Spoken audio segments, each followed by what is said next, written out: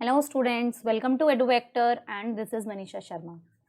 तो कैसे हैं आप? I hope you all are fine. तो स्टार्ट करते हैं केमिस्ट्री का फर्स्ट चैप्टर जो हमारा चल रहा था उसका पार्ट 3। तो आज हम इस पार्ट में पढ़ेंगे केमिकल इक्वेशंस। इससे पहले के पार्ट में हमने दो पार्ट थे, उसमें हम केमिकल रिएक्शंस कंप्लीट कर चुके हैं और कैसे बनती हैं केमिकल रिएक्शंस ये सब हमने बहुत अच्छे से देखा है। ठीक है, तो आज हम नेक्स्ट पढ़ेंगे केमिकल इक्वेशंस। तो सबसे पहले तो यही एक हमारे पास इम्पॉर्टेंट है कि केमिकल इक्वेशन क्या होती है। ठीक है, तो अगर हम ये बात कहें कि कोई भी केमिकल रिएक्शन हम उसे अगर हम कहें कि कोई भी केमिकल रिएक्शन और हम उसे सिंबल्स की हेल्प से हम क्या करें कि उसे सिंबल्स की हेल्प से रिप्रेजेंट करें, तो हम उसे क्या कहेंगे? Chemical equation. जैसे हमने आपको एक एग्जांपल बताया था कि ये हुआ हमारे पास हाइड्रोजन। हमें ये बात पता है कि हाइड्रोजन और ऑक्सीजन ये दोनों मिलकर बनाते हैं वाटर। क्लियर है? तो ये हो गई हमारी chemical reaction. This is known as chemical reaction. ठीक है, अब बात कर रहे हैं हम केमिकल इक्वेशन की। अगर हम इसी हाइड्रोजन को इनके सिंबल में प्रेजेंट करें, इसी इक्वेशन जो भी हमने केमिकल इक्वेशन रिएक्शन बनाई है इसी को ही अगर हम सिंबल्स में रखें, हाइड्रोजन का सिंबल होता है H2 प्लस ऑक्सीजन का सिंबल होता है O2, ये हुआ हमारे पास एरो, और वाटर का सिंबल होता है H2O। तो अब now this is known as chemical equation. ये क्या बन गई? हमारी केमिकल इक्वेशन। तो जब हम क्या करते हैं, जब हम केमिकल रिएक्शन तो वो होती है जिसमें हम एक रिएक्शन सिंपल लिख देते हैं, और अगर हम उसी रिएक्शन को सिंबल्स में कन्वर्ट कर दें तो that is known as chemical equation. Clear है? तो the method of representing chemical reaction, chemical reaction को ही रिप्रेजेंट करने का एक तरीका with the help of symbols and formulae of substances involve in it is known as chemical equation. उसे हम क्या कहते हैं? केमिकल इक्वेशन कहते हैं। For example, zinc metal reacts with dilute sulfuric acid to form zinc sulfate and hydrogen gas. This reaction can be written as, क्या बोल रहा है वो कि जिंक मेटल को रिएक्ट कराया किससे? डाइल्यूट सल्फ्यूरिक एसिड से। ये हो गया हमारे पास सल्फ्यूरिक एसिड, उसने क्या दिया? Zinc sulphate and hydrogen. तो अब आप खुद बताइए कि ये क्या है? इसे हम बोलेंगे केमिकल रिएक्शन बोलेंगे। क्या बोलेंगे इसे? Chemical reaction. और जो ये वर्ड्स में, ये क्या लिखी है? वर्ड्स में लिखी है, सिंबल्स में नहीं है, तो इसे बोलेंगे हम वर्ड इक्वेशन। क्लियर? अब दूसरी चीज, अब हमें इसे लिखना है किसमें? अब हमें इसे केमिकल इक्वेशन में लिखना है। कैसे? वो कह रहा है कि जिंक, ठीक है, पहले मैं इसको कंप्लीट लिख देती हूँ। जिंक रिएक्शन करेगा सल्फ्यूरिक एसिड से, गिव्स, ये एरो जो होता है इसे बोलते हैं गिव्स, गिव्स का सिंबल देता है। ठीक है, zinc sulphate plus hydrogen. Clear है? तो क्या हुआ इसमें? अब देखो, अब हमें क्या करना है, तो वर्ड इक्वेशन हो गई। अब हम इसे क्या करेंगे? सिंबल्स में कन्वर्ट करेंगे। अब जिंक का सिंबल होता है Zn, सल्फ्यूरिक एसिड का सिंबल होता है H2SO4, जिंक सल्फेट का सिंबल होता है ZnSO4। हमें अगर कोई भी हम केमिकल इक्वेशन बना रहे हैं तो हमें उनके सिंबल पता होने चाहिए, और हाइड्रोजन का सिंबल होता है हमारे पास H2। ठीक है, अब हमें सबके सिंबल्स पता है। अब हम क्या करेंगे? इसे, ये हमारा जो फॉर्मूला है, जो वर्ड इक्वेशन है, इसमें पुट करेंगे तो हो जाएगा जिंक प्लस सल्फ्यूरिक एसिड, कौन सा? Dilute, gives zinc sulphate plus hydrogen. यही तो कह रहा है वो। ठीक है, तो ये क्या हुआ? ये हुई हमारी chemical reaction, and this is known as chemical equation because it is represented in symbols. ठीक है, अब तो जो ये लेफ्ट साइड है इसे क्या बोलेंगे हम? रिएक्टेंट। ये मैंने आपको लास्ट वीडियो में बहुत अच्छे से बताया है। और जो ये हमें बाद में मिल रहा है इसे हम बोलेंगे क्या? प्रोडक्ट। क्या बोलेंगे? प्रोडक्ट। तो वो केमिकल इक्वेशन में वो सब्सटेंसेस जो पार्टिसिपेट करते हैं, या हम कह सकते हैं जो हमारे पास इनिशियली हैं, उन्हें हम रिएक्टेंट्स बोलते हैं। और जो हमें फाइनली जो हमें रिजल्ट मिलता है, जो भी हमारा सब्सटेंस बनता है, जो न्यू सब्सटेंस बनता है, उसे हम क्या बोलते हैं? उसे हम बोलते हैं प्रोडक्ट। क्लियर? और हमेशा लेफ्ट हैंड साइड वाले को रिएक्टेंट ही बोलेंगे और राइट हैंड साइड वाले को प्रोडक्ट ही कहेंगे। क्लियर है? अब रही बात प्लस की, अब आप बोलेंगे ये तो समझ में आ गया, ये रिएक्टेंट हुआ, ये प्रोडक्ट हुआ। अब इसमें ये एरो है, इस एरो का मतलब ये बताता है हमें गिव्स। ये क्या है? गिव्स का सिंबल है।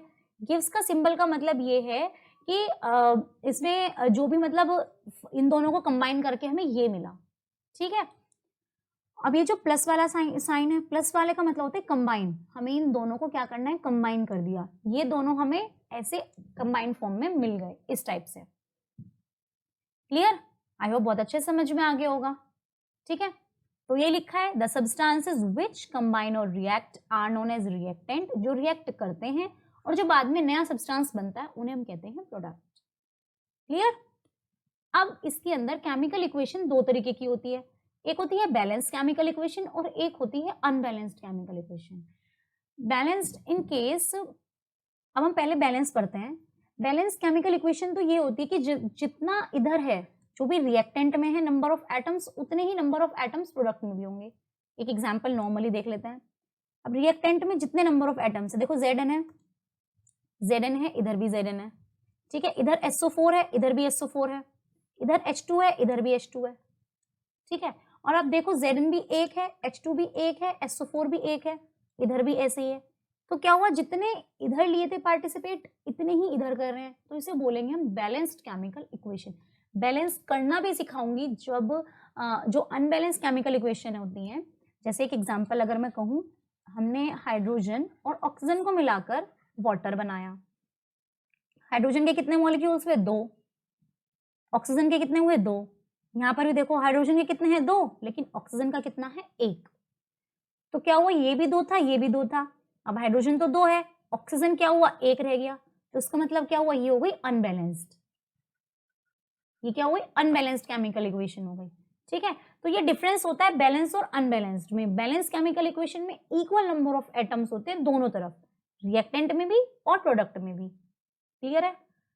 और अगर हम बोलें कि बैलेंस जो होती है, बैलेंस्ड इक्वेशन जो होती है, उसमें इक्वल नंबर ऑफ एटम्स अलग अलग एलिमेंट के दोनों साइड होते हैं। ठीक है, अब हम एक एग्जांपल से इसे क्लियर करते हैं। जैसे zinc react with dilute sulphuric acid. Simple क्या हुआ कि हमने जिंक की रिएक्शन करा दी। अभी मैंने आपको बताया सल्फ्यूरिक एसिड का फॉर्मूला होता है H2SO4 gives ZnSO4 plus H2।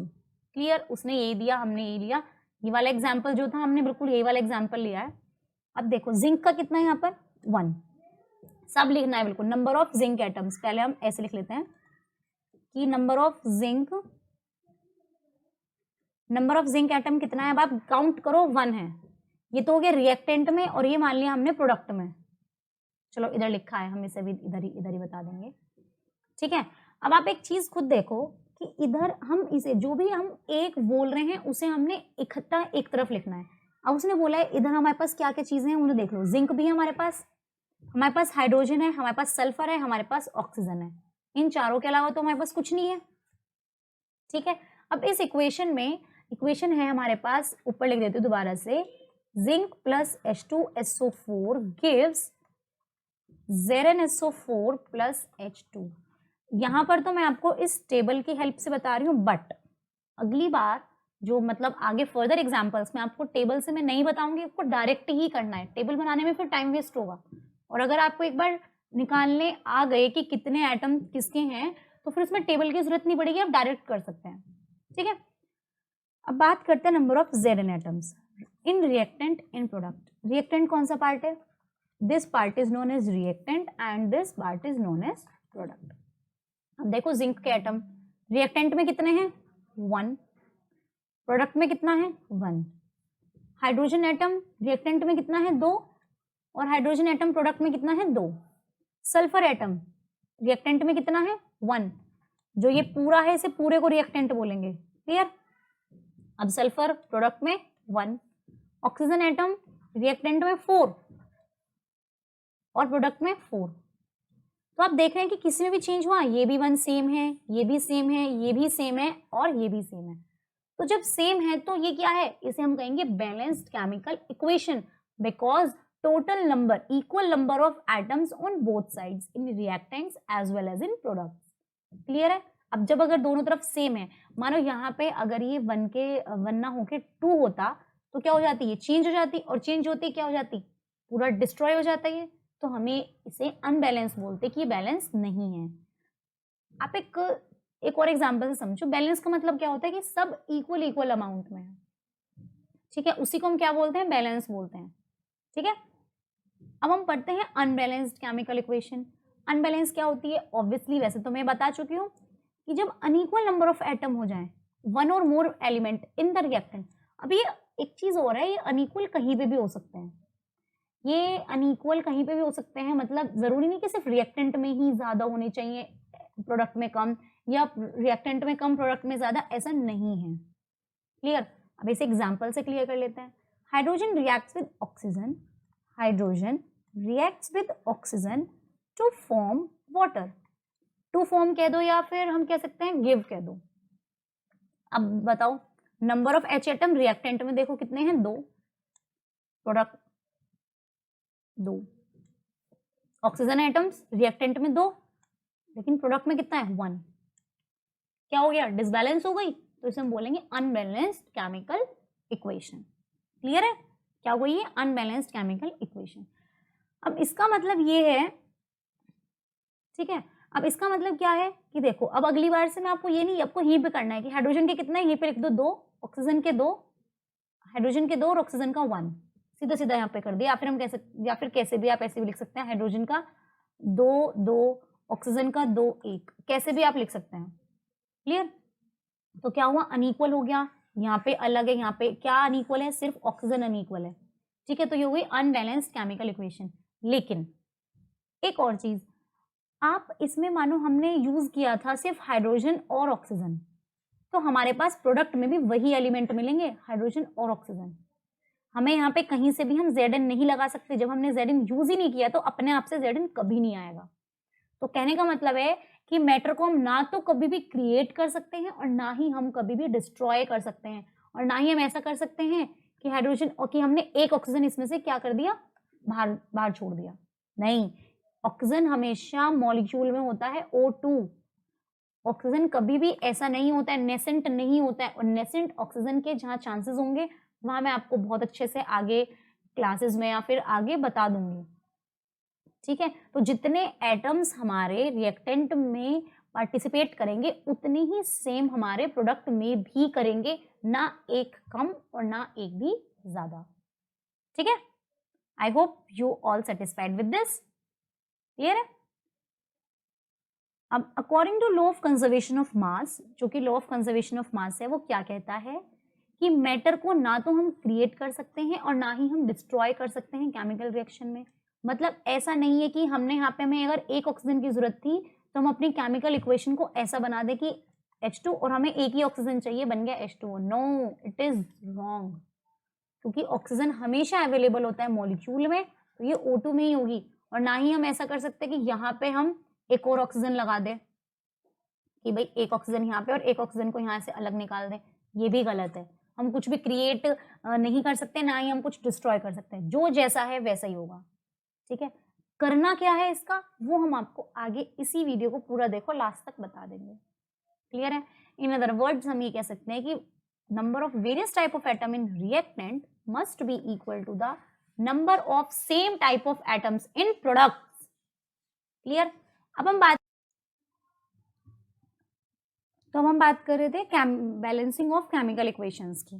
तो the process of making the number of different types. अब हमें क्या करना है कि हमें बैलेंस करना सीखना है। जैसे यहाँ पे हमने हाइड्रोजन को 2 लिया, ऑक्सीजन को 1 लिया, 2 लिया, और हमारे पास वाटर बना, लेकिन यहाँ पे बैलेंस्ड नहीं थी।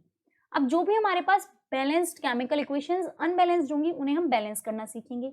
मीन्स टू से equal number of atom on left hand side and equal number of atoms on right hand side. तो सबसे पहले हम वाटर को ही कर लेते हैं। हमारे पास है hydrogen and oxygen reacts, it gives water. आगे हमारे पास, अब देखो हाइड्रोजन के कितने हैं, हाइड्रोजन के कितने हैं, 2 एटम, ऑक्सीजन के 2 एटम, हाइड्रोजन के 2 एटम, ऑक्सीजन के 1। हमें क्या करना है, हमें जो 1 है ना, 1 इसे 2 बनाना है, सबसे अलग बात है, हमें इसे क्या बनाना है 2। तो सबसे पहला स्टेप जो होता है वो ये होता है कि जो भी हमारे पास ऑड में है उसे हम सबसे पहले इवन करने की कोशिश करते हैं। ठीक है, कभी भी अगर हमारे पास कोई भी यहाँ पे ऑड में है, जैसे ये ऑड में है ऑलरेडी, तो हम इसे इवन करेंगे। अगर यहाँ पे 3 होता तो ये भी ऑड में था, तो सबसे पहला स्टेप होता है हमें ऑड वाले को इवन करना। ठीक है, यहाँ हम कह सकते हैं कि ये पे 1 है तो हम इसे अगर 2 की मल्टीप्लाई कर दें, अब देखो 2 की मल्टीप्लाई इस पूरे के साथ होगी और हम यहाँ पर नहीं लगाएंगे, नो, हम लगाएंगे इसके कोफिशिएंट में। कहाँ लगाएंगे? कोफिशिएंट में लगाएंगे। हम इधर नहीं लगा सकते, ऑक्सीजन से पहले 2 नहीं लगा सकते, नहीं, ये गलत हो जाएगा। हमें लगाना है उस पूरे मॉलिक्यूल के पहले। ठीक है, पूरे मॉलिक्यूल के पहले। या तो आप ऐसा कर लो कि इनसे पहले आप ब्रैकेट्स लगा लो, ठीक है, या तो आप ऐसा कर लो कि इनसे पहले क्या कर लो, इनसे पहले आप ब्रैकेट्स लगा लो।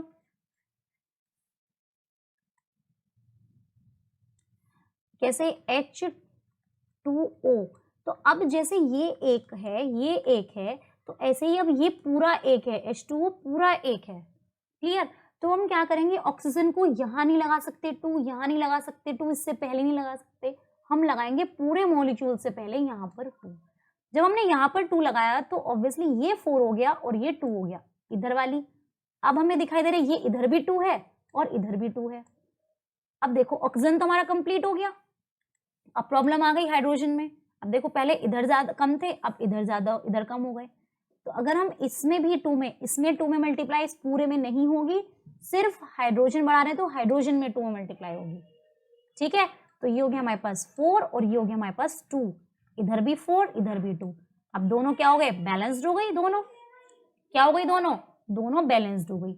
बैलेंस यहाँ पे भी हाइड्रोजन भी 4 है हमारे पास, ऑक्सीजन भी 4 है, ऑक्सीजन 2 है और हाइड्रोजन हमारे पास 4 है। अब इसके बाद हम क्या करेंगे इसमें,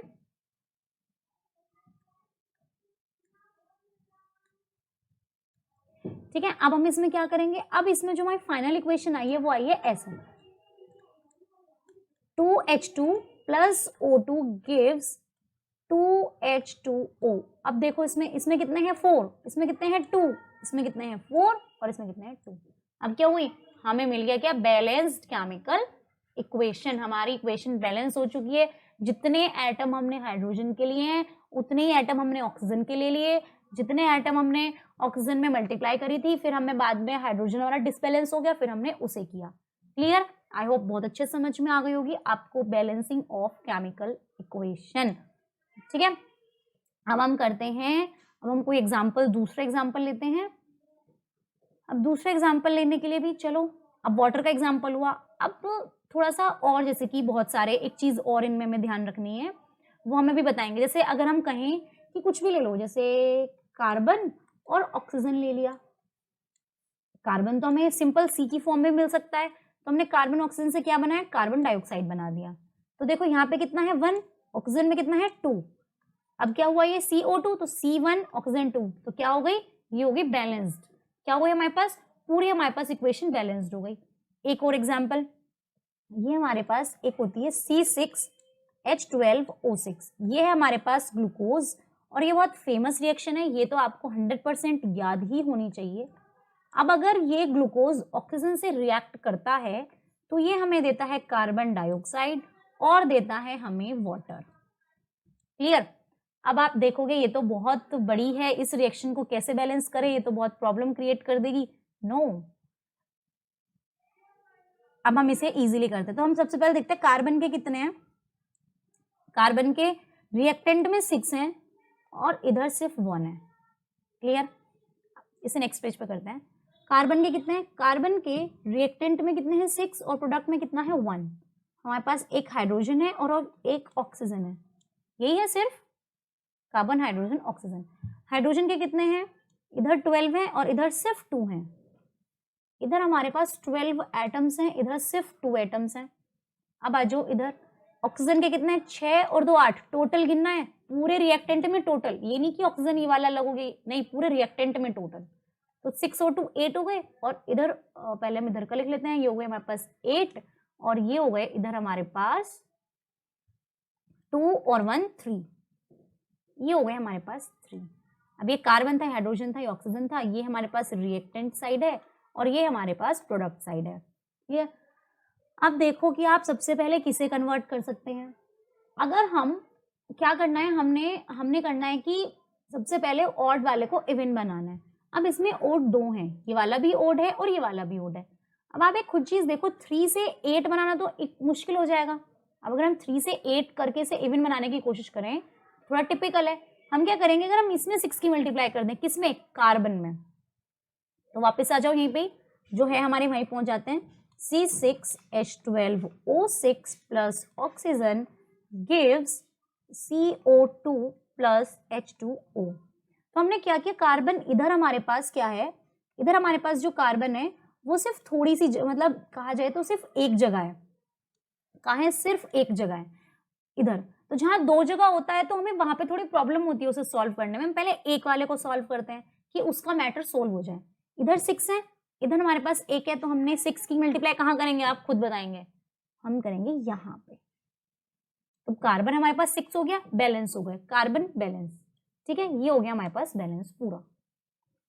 क्लियर। अब आप खुद सोचो कि ये 6 करने से, अगर हमने कार्बन में 6 यहाँ पर कन्वर्ट किया तो ऑक्सीजन खुद कितना हो गया, इधर हो गया हमारे पास ऑक्सीजन 12, इधर ऑक्सीजन कितना हो गया 12, और इधर ऑक्सीजन हो गया 1। ठीक है, अब हम क्या करते हैं, हाइड्रोजन को करते हैं ऐसे बैलेंस। अब इधर तो फिर भी नहीं होगा, हाइड्रोजन करते हैं बैलेंस जो एक तरफ हो। अब ऑक्सीजन क्या है, 2 पार्ट्स में डिवाइडेड है, तो हम इसे बाद में करेंगे कंप्लीट। अब इसे भी, हाइड्रोजन को भी करने के लिए हमें 6 से मल्टीप्लाई करनी पड़ेगी। तो अब हमने क्या किया, इधर भी हमने कर दी 6 से मल्टीप्लाई प्रोडक्ट में।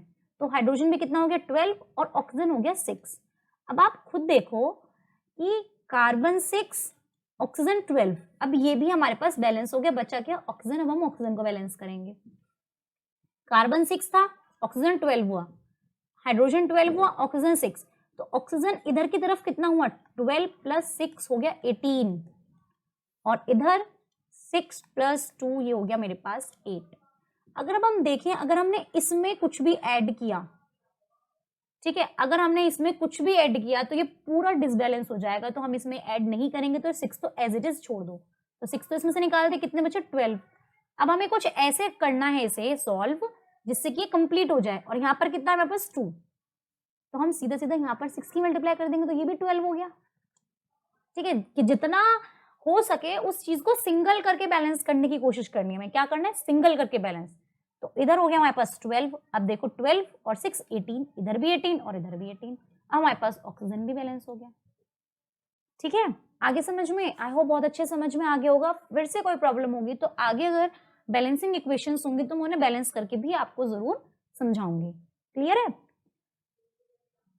और अगर आप कहेंगे तो मैं बैलेंसिंग ऑफ केमिकल इक्वेशंस एक नया वीडियो बना दूंगी, जिससे कि आप उसमें अलग तरीके से बहुत सारे मैं उसमें एग्जांपल्स ले लूंगी और आप उसे बहुत अच्छे समझ सकते हैं। अब एक चीज जो इम्पोर्टेंट भी है, मतलब इम्पोर्टेंट इन द सेंस कि बस उसको ध्यान में रखना है आपको।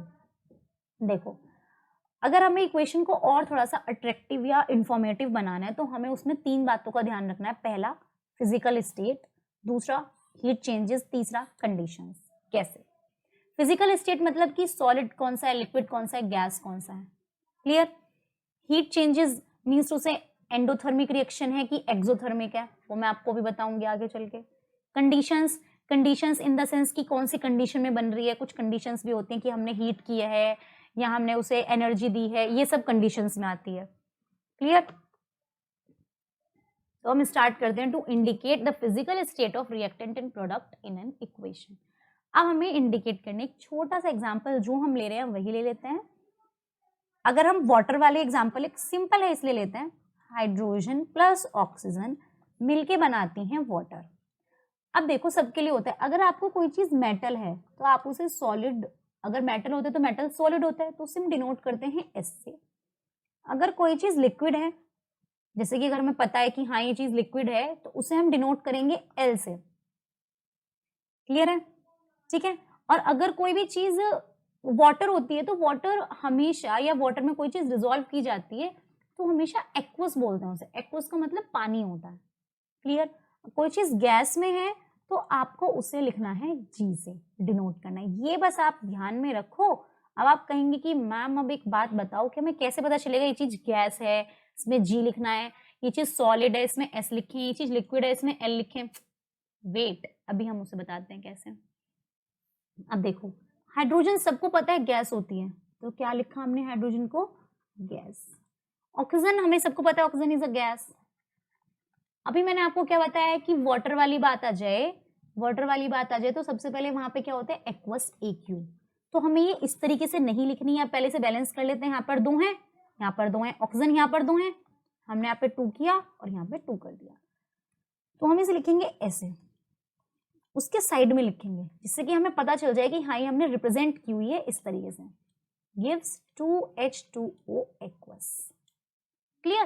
तो ये होती है कि फिजिकल स्टेट बता दी है। अब एक और एक और एग्जांपल ले लेते हैं।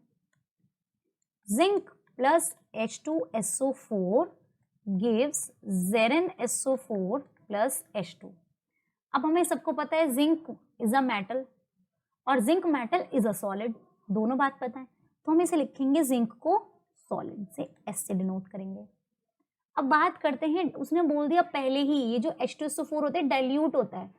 डाइल्यूट का मतलब उसके अंदर पानी जरूर मिला हुआ है, और पानी मिला हुआ है तो हो गया एक्वस। क्लियर? अब ये ZnSO4 है, अब जब पानी ही तो है तो पानी हमने इसमें भी एक पार्ट चला गया। अब ऐसा तो नहीं है कि स्टेट चेंज कर देगा, ये जिंक मेटल की स्टेट चेंज कर देगा, ये बन जाएगा पूरा ये भी एक्वस सॉल्यूशन, जिसमें SO4 हो तो एक्वस सॉल्यूशन, हाइड्रोजन क्या है? गैस। क्लियर? तो हमारे पास ये इक्वेशन हो गई इसकी। तो मतलब ये है कि सिंपल जो भी हम रिएक्शंस बनाते हैं, जो भी करते हैं, बस उन सब में बता दो कि गैस है, सॉलिड है, लिक्विड है, बस यही बताना है, बाकी और इसमें कुछ भी नहीं है। क्लियर? अब to indicate heat changes in an equation, अगर हमें किसी भी इक्वेशन में हीट चेंजेस दिखाना है कि मानो बहुत सी रिएक्शंस हमारी ऐसी होती हैं जिनमें से हीट बाहर निकलती है, ठीक है, बहुत सी रिएक्शंस हमारी ऐसी होती है जिनमें हीट की जरूरत होती है। तो रिएक्शंस अगर हम देखें on the basis of heat, 2 type की होती हैं, एक होती है एक्सोथर्मिक रिएक्शन और एक होती है हमारे पास एक्सोथर्मिक रिएक्शन और एक होती है हमारे पास एंडोथर्मिक रिएक्शन। ये किस पे? On the basis of heat के बेसिस पे। अब देखो बहुत ध्यान से समझना, those reactions sorry in which heat is evolved, exo का मतलब EX को हम एक्सटर्नल से भी रिप्रेजेंट कर सकते हैं। एक्सटर्नल का मतलब होता है बाहर जाना। क्या होता है एक्सटर्नल का मतलब? बाहर जाना। तो जब हीट बाहर निकलेगी, बाहर जाएगी, तो एक्सोथर्मिक। एंडो का मतलब होता है अंदर एंट्री करना। अंदर एंट्री करो तो ये हो जाएगी जब हमें किसी चीज में हीट देनी पड़ेगी। ठीक है, इन दोनों में कंफ्यूजन बहुत ज्यादा होता है, लास्ट तक भी बच्चे नहीं समझ पाते हैं एक्सोथर्मिक कौन सी होती है, एंडोथर्मिक कौन सी होती है। जैसे देखो अगर आप गैस जलाते हैं लाइटर से तो क्या होता है? उसमें से हीट निकलती है, ठीक है, तो कौन सी रिएक्शन? एक्सोथर्मिक। कोई चीज ऐसी होती है जिसमें हमें लाइट की जरूरत होती है, खाना बनाने के लिए हमें क्या होती है? हीट की जरूरत होती है, तो वो कौन सी रिएक्शन हो जाएगी उसमें? एंडोथर्मिक। आगे समझ में? सिंपल बात, अगर बाहर जाए तो एक्स मतलब मीन्स उसे एक्सटर्नल हो गई, ठीक है, एक्सटर्नल हो रही है मतलब बाहर जा रही है, तो हीट बाहर निकल रही है, इवॉल्व हो रही है, that is known as exothermic reaction. और जब भी अगर हीट इवॉल्व ना हो, हमें खुद से हीट देनी पड़े, एंट्री करवानी पड़े, तो होती है एंडोथर्मिक। जैसे कि एक बहुत अच्छा एग्जाम्पल है, आप कोक पीते हैं, कोक, तो उसमें क्या होता है कि आपको जब आप उसका बटन ऑन करते हैं तो बहुत सारी हीट उसमें से बाहर निकलती है, ठीक है, उसके जैसे ही वो मतलब ऑक्सीजन के कांटेक्ट में आती है बहुत सारी हीट उसमें से बाहर निकलती है, लॉट ऑफ हीट, तो उसे बोलेंगे हम एक्सोथर्मिक रिएक्शन। क्लियर है? तो अब एग्जांपल देख लेते हैं। When carbon Burns in oxygen, बस आपको ये पता होना चाहिए कौन सी चीज मॉलिक्यूल में मिलती है, कौन सी चीज हमें सिंगल मिलती है। Clear? When carbon Burns in oxygen, oxygen में जब हम कार्बन को बर्न करते हैं तो हमें मिलता है वहां से कार्बन डाइऑक्साइड। अच्छा, और कार्बन डाइऑक्साइड के साथ बहुत सारी हीट इवॉल्व होती है। क्या होती है? H2 नहीं होगा, हीट, बहुत सारी हीट इवॉल्व होती है, ठीक है। तो जो अब अगर हम किसी में हीट दे रहे हैं, मानो इसमें से हीट निकली है, तो कब निकली है? जब हमने रिएक्शन कराई, मीन्स तो से प्रोडक्ट में हीट निकली है, ठीक है, जब हमने रिएक्शन कराई मतलब कि क्या निकली है? हीट निकली है प्रोडक्ट में। तो इसका मतलब क्या होगा कि हीट बाहर निकल रही है, तो वो लिखी जाएगी किधर, प्रोडक्ट में लिखी जाएगी। लेकिन अगर हमें हीट देनी होती तो हम हीट इधर लिखते हैं, रिएक्टेंट में लिखते हैं। तो इससे हमें पता चलता है अगर प्रोडक्ट में गिवन है तो हीट इवॉल्व हुई, और अगर प्रोडक्ट में गिवन नहीं है, रिएक्टेंट में है, तो हीट हमें देनी पड़ी। ठीक है, अब इसे थोड़ा सा सजा लो। सजा लो मीन्स उसे सुंदर बना लो। कैसे? कार्बन होता है हमारे पास सॉलिड, ऑक्सीजन होती है हमारे पास गैस, और कार्बन डाइऑक्साइड जब ये दोनों मिलते हैं तो गैस के साथ साथ बहुत सारी हीट भी बाहर निकालते हैं। ये जो मैंने अभी करा है ना, सॉलिड गैस गैस, ये हमारा फर्स्ट वाली इक्वेशन को इंडिकेट करता है फिजिकल स्टेट बताने के लिए। तो आपको समझ में आया, एक्सोथर्मिक मतलब बाहर निकालना। ठीक है, एग्जिट आप ऐसे भी याद कर सकते हैं कि एक्सो का मतलब क्या होता है, एग्जिट, एग्जिट मतलब बाहर, एंडो का मतलब होता है एंट्री, एंट्री का मतलब अंदर। क्लियर है? अब तो आई होप आप नहीं से भूलेंगे। अब ये वाला एग्जाम्पल भी आगे समझ में। अब देखो अब एग्जाम्पल्स हैं इसके कुछ।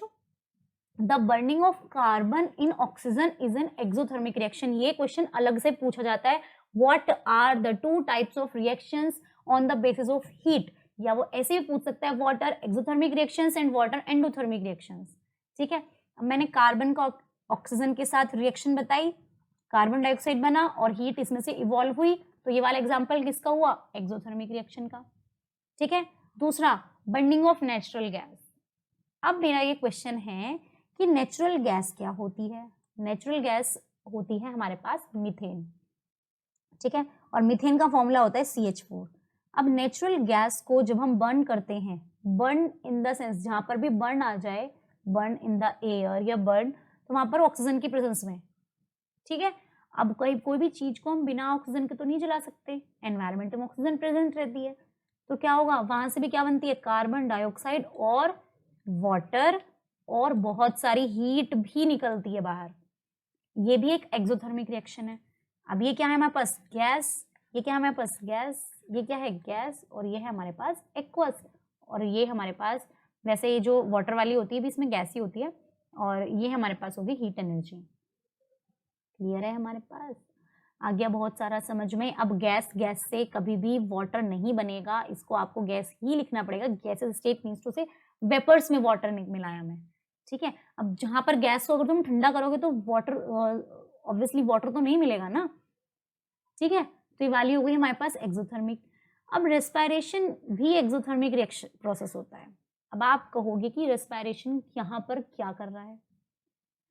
अब अगर मैं आपको बहुत एक छोटी सी चीज में बताऊं तो वो ये है कि आप एक बात ये देखिए कि हमें अपने डाइजेशन प्रोसेस के लिए, सिंपल है, मानो फूड, हम कुछ भी फूड खा रहे हैं, राइस, ब्रेड, या फिर कुछ भी चीज हम खा रहे हैं, तो उसके अंदर स्टार्च, कार्बोहाइड्रेट, ये सब कुछ होता है।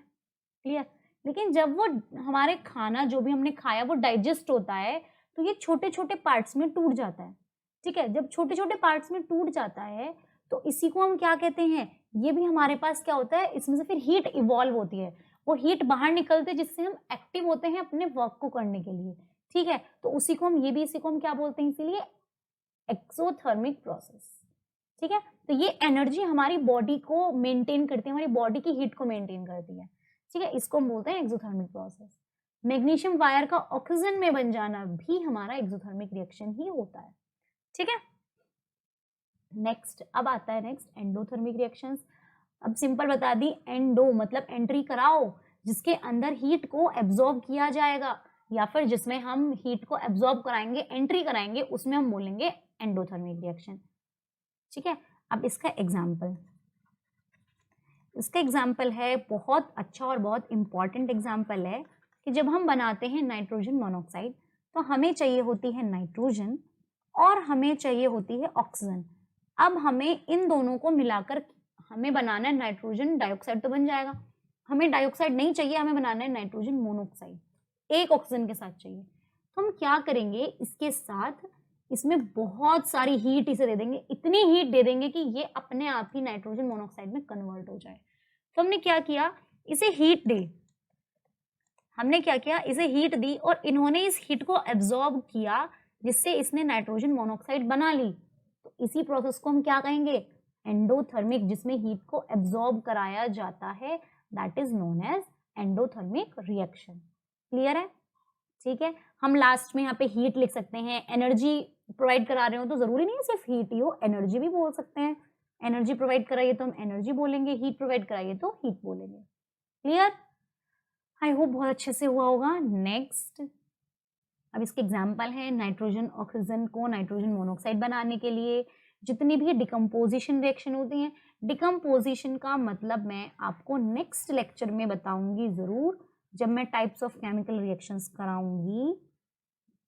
ठीक है, और डिकम्पोजिशन ऑफ रिएक्शन में अगर हमें सिंपल समझना हो तो हम डिकम्पोज का मतलब होता है तोड़ना।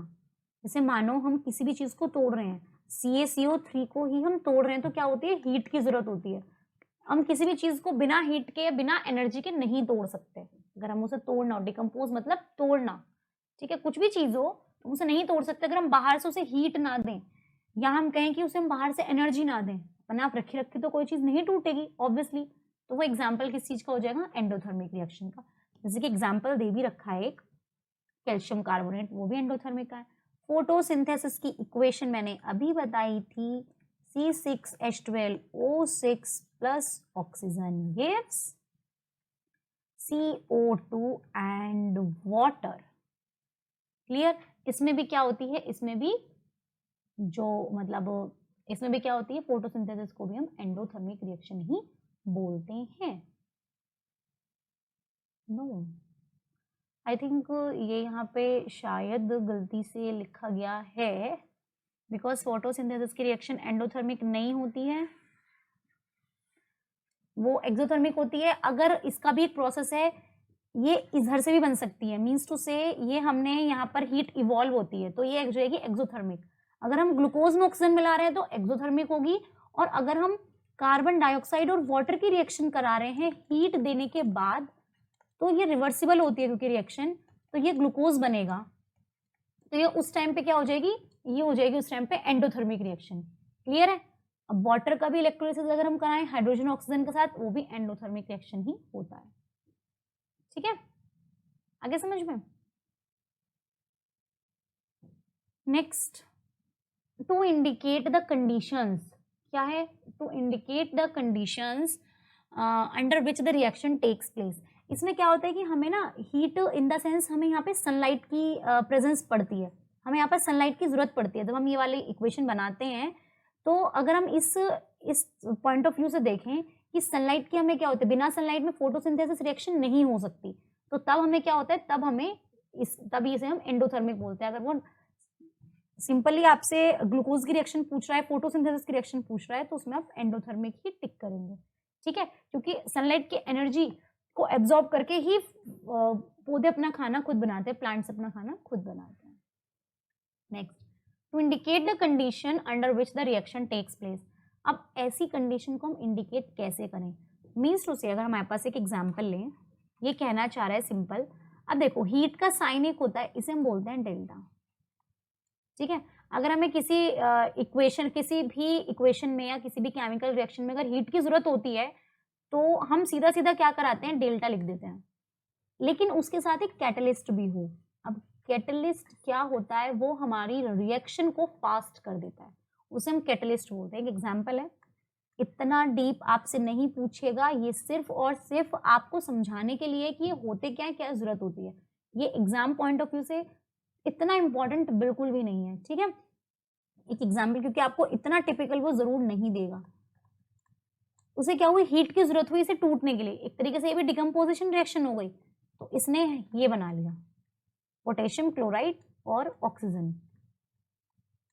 ठीक है, तो मतलब ये था कैटलिस्ट, इसने रिएक्शन को और फास्ट कर दिया। कैटलिस्ट हमारी रिएक्शन को फास्ट कर देता है।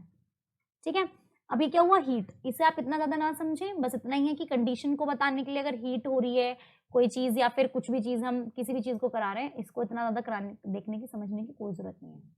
ठीक है, so thank you so much. आपको जैसी भी लगा हो वो मुझे कमेंट बॉक्स में कमेंट जरूर करें, और इससे रिलेटेड अगर आपको ये पूछना है कि आपको केमिकल रिएक्शंस की बैलेंसिंग आपको सीखनी है, समझ में नहीं आ रही है, तो आप मुझे कमेंट करके बता सकते हैं, जिसकी वजह से मैं फिर आपकी एक नई video balancing of chemical equations पे बना दूंगी, ठीक है, कि किस तरीके से हमें बैलेंस करना चाहिए, कौन कौन से स्टेप होते हैं, हर चीज़। वैसे तो यही है, बस ये है कि उसमें एग्जाम्पल थोड़े से और ज़्यादा मैं ले सकती हूँ आपको समझाने के लिए, ठीक है।